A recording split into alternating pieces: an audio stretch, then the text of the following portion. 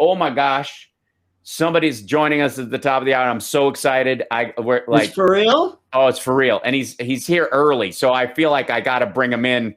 I just got to say hi. He's having his cup of coffee. I could see his smiling face in the, I'm too excited. I'm too excited about it. I know. Johnny Million is excited. I'm excited. We'll tease it. We got 3 minutes before the break. So let's bring him on right from. Oh my God, yes. Twisted Sister and Widowmaker, which Johnny and I saw live in Chicago. It's D. Snider joining us right now live on the program. I can't believe it. How are you? I'm with the most boring background possible for a heavy metal rock star.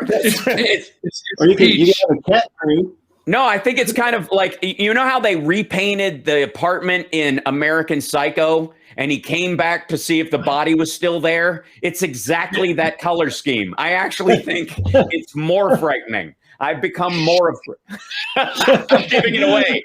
What's the name on the Earther May? Ladies and gentlemen, D. Snider. That's right. That's right. Bodies. So, D, and it's just a tease for you guys. Guys who are listening on the right. I'm so excited to talk to you both about a little bit about the Shut Up and Sing world that we're in an ironic sense, the flip-flop that came over the last years, because you obviously, during the break, if people don't know, I recommend you go straight to the internet and look up the PMRC hearings, and you'll know why this is, beyond just me and Johnny Million fanboying to have D on today. And the idea that in many ways, quarantine, COVID, and all these things have made us all a little more engaged, because you can't avoid the funnel of life that, we're all sharing the same information. Right. And you've had to deal with this, like a lot of people, and you have not backed down in this. And I'm very impressed. I've always been impressed by you, but I'm impressed by your pushback. Like, hey, if you can't be a fan and believe, what I believe, then cool. Bye. Yeah, it's very simple. It's very simple. Yeah, it's straight. So we're gonna tease this up because we got to take a break, and then we're gonna start at the top of the hour. We got about 5 minutes behind the scenes. If you want to rush over to YouTube or Twitter or Twitch or any of the the fountain of internets and webs, we'll talk during the break with D a little bit, and then we'll be back on the air with him at the top of the hour. This is the Hal Sparks radio program, Mega Worldwide, on WCPT Radio, Chicago's Progressive Talk, WCPT820.com. We'll be back right after this. By the way, D, that's Johnny's music playing in the background. That's me playing guitar. That's right. Yeah. Right on, Johnny. Right on. Dude. I've got a flex here. Where's my camera? You have to hold it right in the middle. Oh, yeah. Oh, yeah. All right, man. Thank you. I know this. You know what? This is good fodder. What I'm about to say here for the back behind the scenes, because you have your own agenda of what you want to talk about. But today is the second annual Thank You Plant Medicine Day. Yes. And I'm a very unique ambassador, because I'm not a user. I've never experienced it or experimented with it, but my entire family is deeply used into it. Ayahuasca, Wachuma, all of it, including my wife, Suzette, who has been like 15 down to Peru. And the mental and physical changes that I've witnessed. My son has been cured of ADHD. My son Cody, who's got his first movie with Warner Brothers, he's directing, starting up with Margot Robbie and Michael Shannon in it. But he's ADHD after years of dealing with medications and stuff, gone. Brain map completely changed. And dude, I'm like sitting here just in amazement, as a sin. My wife, Suzette, after she had some stomach issues for years, after she came back from ayahuasca, the nutritionist did her blood work, and he did not know she did ayahuasca. He's been dealing with it for years. She said, I don't know, what happened to you? You've got the blood work of a different person. Wow. That's amazing. So two of my kids who had dealt with depression in a big way, cured of. So anyway, you and I both share that. Yeah, Dee, you and I both share that. Neither one of us imbibes or involves ourselves in psychoactive substances. And yet at the same time, I was one of the people. I worked with Danny Glover and Melissa Etheridge and everybody to pass marijuana legalization, decriminalization in California for medical use, especially. So this is absolutely something worth talking about on the air as well. In terms of, I'd love to. People are surprised to hear me speak again, but that and but I've witnessed it. I cannot deny it. If I needed it, I would certainly go there. Yes. What it's doing for vets with PTSD.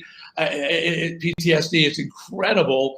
So, I am here to just tell people, look, if you don't have to do it, but acknowledge it, support it, recognize it, respect it, accept that it is as important as anything, as any pharmaceutical that's out there, if not more important, because it's natural and real, Yeah. I think it's a fantastic conversation to have. And it also is, we're entering into a situation where everybody is in the space of trust science these days, which is a great movement forward. And then at some point we are going to enter into the area where science trusts some of these remedies enough to look into them, because before it was really about science stiff-arming these things and saying, we can't look into this because of the moral aspect of smoking pot or whatever, the weight it carried with it, right? You can't do studies on it because it's, it goes against the scientific concept, like looking into acupuncture or something. Exactly. Yeah.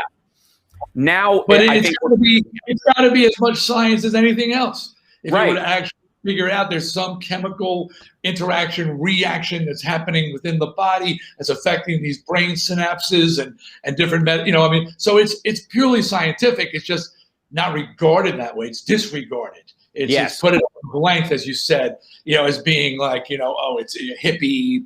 Well, let's start with Nixon. Really, you go back to Nixon. Quite frankly, foreign. The idea of like both, ayahuasca, and being the sort of more like, in the LSD zone as far as how people think. Whereas LSD is a chemical that was created for that purpose. This was, a naturally occurring substance. I mean, basically, humans have been limiting poison in our lives for our benefit for a very long time. Spicy foods, making alcohol by fermenting things, not just for for drinking, but for cleaning wounds and the like. There was, there's a reason why we figured, the natural ramifications. Yeah, we're back in what? How much? 20 seconds. Great. Okay, cool. So, what's the actual date, or like the name of the day, D? Today is the second annual. It's Thank You. I don't get the name, but it's Thank You Plant Medicine Day.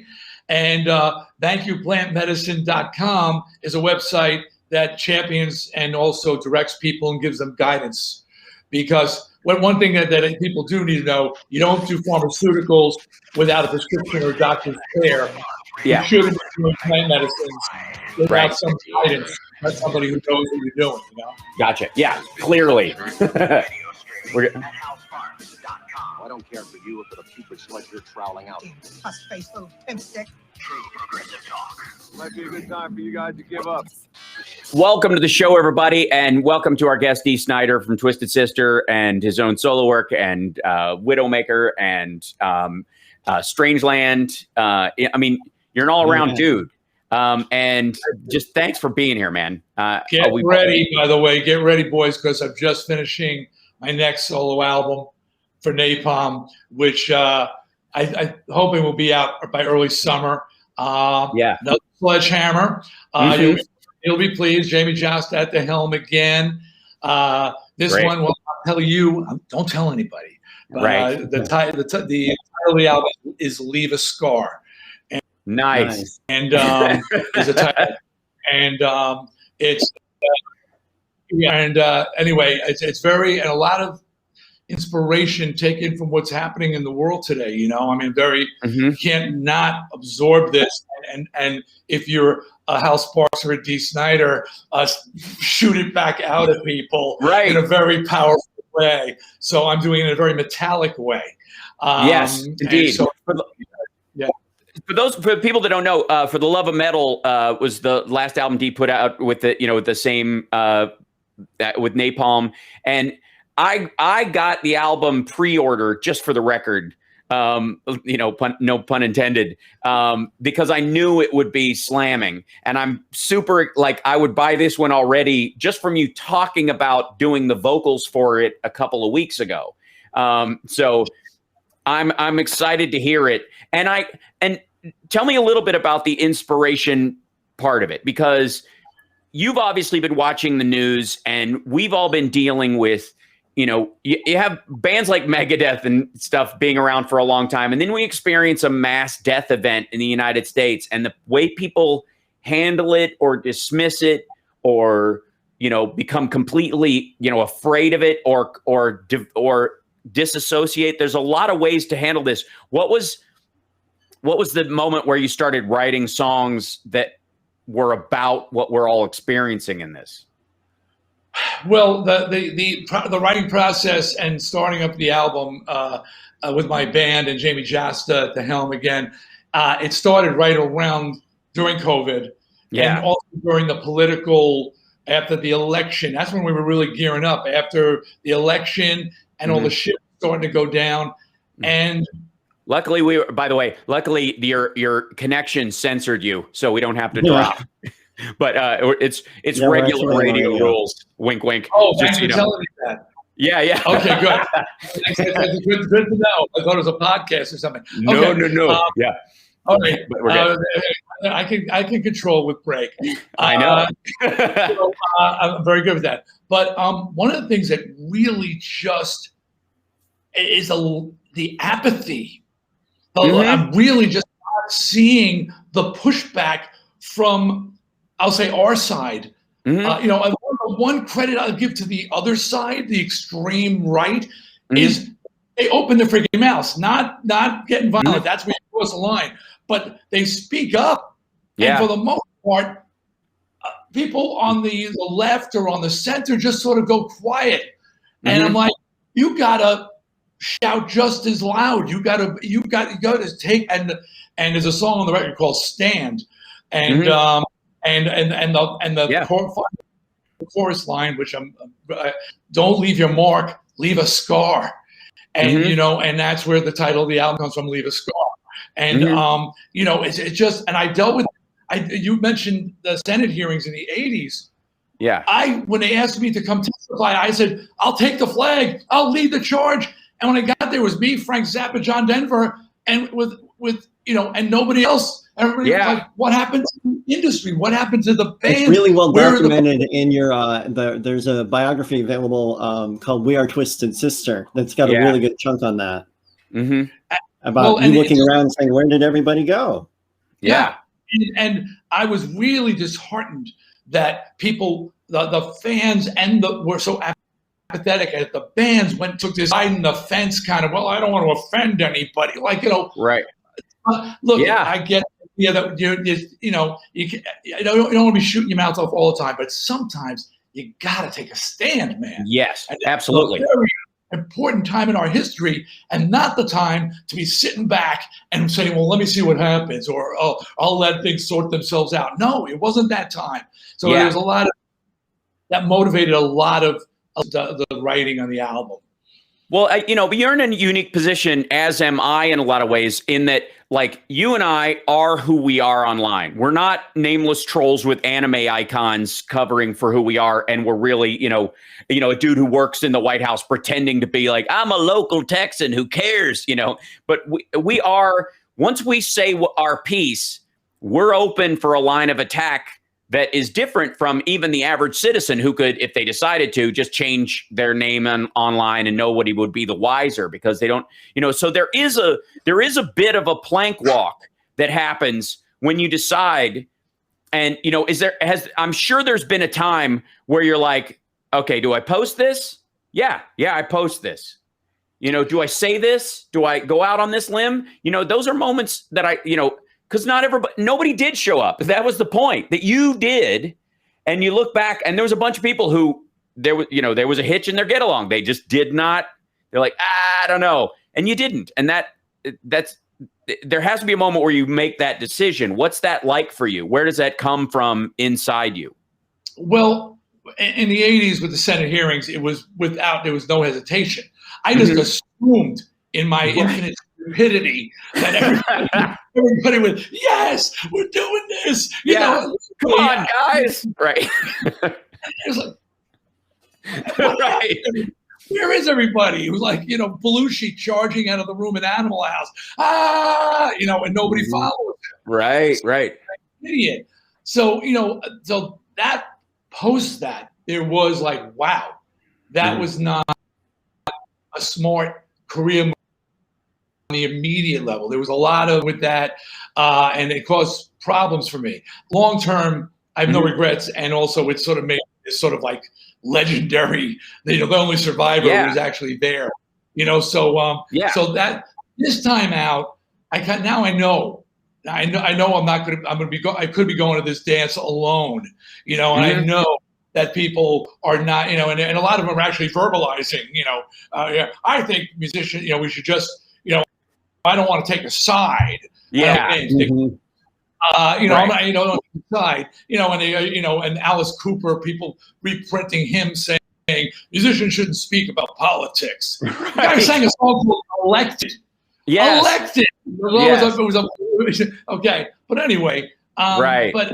But you go out there and you're posting and you go, you know what? I'm crossing this line and now I'm all in.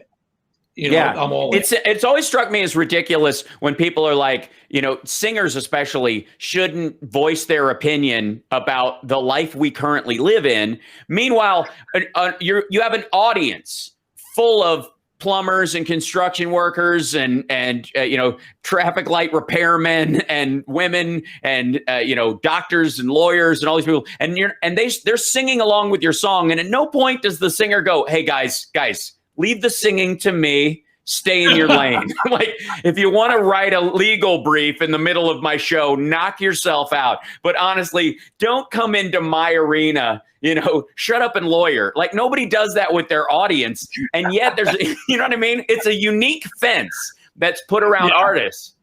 And it's woefully wrong. So you're allowed to shoot your mouth off endlessly, plumber, but because I'm a entertainer, I'm not allowed equally to say what I think. Yeah. And I got it. Talk about inspiration. There's a song on this album called Open Season. And it was Jamie Johnson's idea. He was watching me on social media and he said, these people, they come at you. And he says, oh my God. And you just like level them and and then you just bang them into the ground. And then they're just dust. So like getting shot in the face with a gun. So he said, we need to do a song called Open Season. And the first line is, hey, mother effer, are you kidding me? And it's like the first line. That's the world we live in. You're coming at me like this. Do you have any idea what I do, who I am? Do you know who Hal is? I watched you go handle these people. It's like, seriously? Do they know nothing about you, Hal Sparks? Yeah, do they know nothing about you? Celebrity duets, they're only insight into you as a person. That's right. Yeah, that's where they think you and I just once stood in front of David Foster and Little Richard, and we're like, huh? That's like, no, it's a little deeper than that. Although I have to say, since you brought it up, and we're right at the break point, can you stay with us for one more segment? Can you do that? I told my wife it was an hour, but whatever you got. Cool. Oh man, well then, all right, that was a mistake on your part. I'm just saying because that's exactly how much we have left in the show. No, we're gonna take a break right now. We're back with Dee Snider, but I have to say, sharing a stage with you, my friend, is one of the proudest moments in my life, and was for both Johnny and Million and I. Just talking about the fact that it was happening at the time was a jaw drop in my existence. It really was.